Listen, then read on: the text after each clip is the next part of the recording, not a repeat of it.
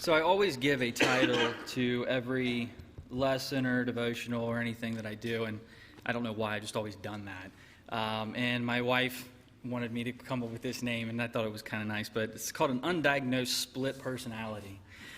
Who we are, what we do, how we act and react for that matter, all of that is a choice.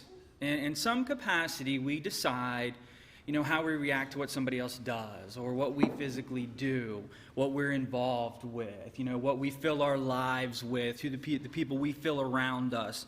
So everything that encompasses us as a person, in some way, shape, or form, has to do with the choice that we've made to put ourselves in that position. And the question that I run across a lot, and we see a lot throughout Old and New Testament, is, does the day or the location or the people you're around change who you are as a person? Or do you act one way with a certain group of people, and then you act a completely different way with a different group of people? I recall when I was a teenager, and Steve, I'm sure will chuckle about those years, but when I was a teenager, I remember acting completely different around my parents than I did, when I was with my friends.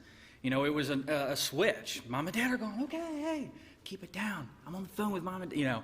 There was all these things that we used to do, and, we'd tell them we were going one place and we'd go to another. That's, when we were teenagers, we did stuff like that. And, the reality is, so there was this time that I was driving my mom's car, and we all had to share my mom's car. So I'm driving my mom's car down this back road down behind Pioneer Park, if anybody's familiar with the area. And I kicked it into high gear, and we're just booking it. And if you know anything about the road back there, there's a section of the road where a bridge was taken out, and so it kind of bumps down and over. And I hit that, forgetting about it, and I hit it going really fast, and so I kind of went airborne a little bit with me and a friend. And we thought it was cool at the time, but we landed, and I bottomed out the car in the grass. So I didn't realize there was grass underneath the car, but anyways. So the next day, a couple weeks later, my mom is talking to me, and she says, oh, by the way, are you ever going to clean out the grass from underneath the car? When you were going too fast down that back road back there? And I'm like, how in the world did you even know about it? Well, of course, as it always turns out, somebody that we went to church with lived on that street and saw her car and asked her and said, hey, what were you going so fast down the street for that day? So it's funny because we do all of these things in our lives, and some of these things we think are not seen, and we think that we can just push off underneath the rug and nobody's going to know that they took place. The reality is we have to deal with God at that point, because whether somebody else sees it or not, we know God sees it. We know somebody knows what happened. Unfortunately, in our world, if we're doing the wrong things, the wrong person knows what happened because he's the one going to judge us for what we've done. The question you have to ask yourself a lot is, do you have this type of a split personality as an adult? We've coined it, other people have coined it anyways, the Sunday-only Christian, right? It's the person who reacts a particular way on Sunday, and then once they leave their church family, then life changes for them. They do different things, and they react and say different things. And, what a difference a day will make, or the group of people that you're around. It seems normal anymore. You see people acting like Christians at church, and then you'll see something pop up on Facebook, and you're like, why would you have ever liked that comment or that picture, or why would you have said that word? Because that's not something that you would tell us you would say. It's not like you were going to say in church on Sunday. And so we kind of lead these separate lives. I've seen people who would lead a prayer at church and then like a post, and I'm like, that doesn't go together very well.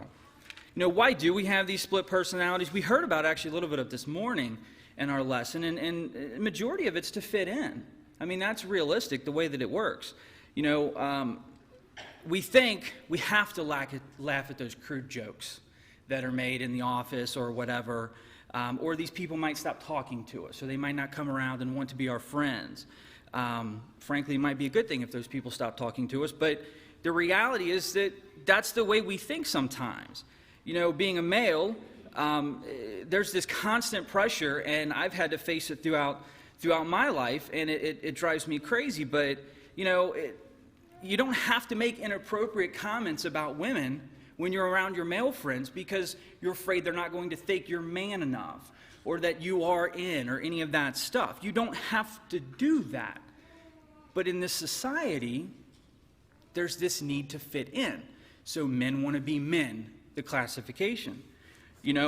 Frankly, I think we all need to figure out what it actually means to be a man if that's what we think. But, even the one thing about it, and this one hit really home for me, was I can't talk about God within my work life or within my friends who might not be of the church because we don't want to be labeled, as a Bible beater or anything crazy like that we think for some reason is a bad term because we actually think about God.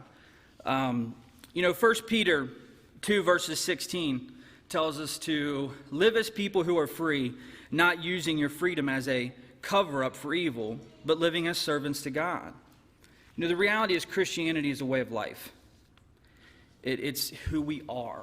It's supposed to be everything that we're about. We're supposed to eat, sleep, and drink it. It's supposed to be what we do as a person. It extends far beyond the reaches of those doors. It extends into every aspect of our lives. In Philippians 1, we're going to read verses 9 through 11 real quick. And this is Paul, of course, says, "And it is my prayer that your love may abound more and more, with knowledge and all discernment, so that you may approve what is excellent, and so be pure and blameless for the day of Christ, filled with the fruit of righteousness that comes through Jesus Christ to the glory of praise and of God." The reality is, as Christians, we're supposed to be filled with it. It's supposed to seep out from us because that's all people notice. And we have to ask ourselves, are we noticed to be different? Vacation Bible School, this was Emlyn's first Vacation Bible School, and it was kind of an eye-opener for me because everybody was like, well, invite everybody. And, I'm 36 and have been a Christian for 20 years, give or take, and I didn't invite anybody, but my 5-year-old did. And so it hit home to me when my brother and his 2 daughters showed up, and who invited? Oh, Emlyn invited you? Wow, okay. It's just, we become these split personalities where sometimes we just don't realize that we are not always doing everything out there the way that we act like we should be doing them, the way that we talk about that we should be doing them. We have to consider, I like to think of it this way, especially now that I have a 5-year-old.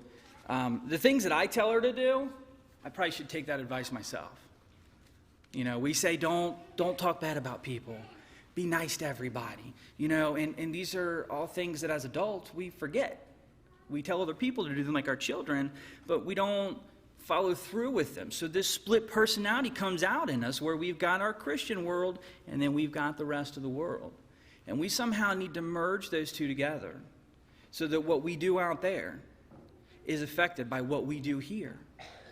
And so that we're stronger, our families are stronger, and those around us are stronger. And we can invite more people and do all the things that we need to do as Christians. So this evening, I just want you to simply take a few moments and think about your life and the ways that it is impacted outside of church. We spend more time out in the world than we do here. We just do. And if we don't fill ourselves up enough here and go out there and keep the momentum going forward, when Monday, Tuesday rolls around, what do our lives look like? What's our speech? What's our attitude? What are our actions at that point when we've been filled with the world and it's more than we've been filled with Christ? So I want to encourage you to take that thought tonight and to look in your lives and make sure that you're doing what God would have you to do, and that you study and you do all the things that would be right in His sight. So if there's anybody who needs to be a Christian, this is a great opportunity to do it. Hearing, believing, repenting of your sins, and being baptized are paramount to you being a Christian and going to heaven. If you are a Christian and you have somehow struggled in this life like many do, and we all have to deal with on a regular basis, this is a great opportunity to ask for help so that you can get it and you can get that support and you need during the week to make it through. But if there's anybody subject to the gospel call, please come forward as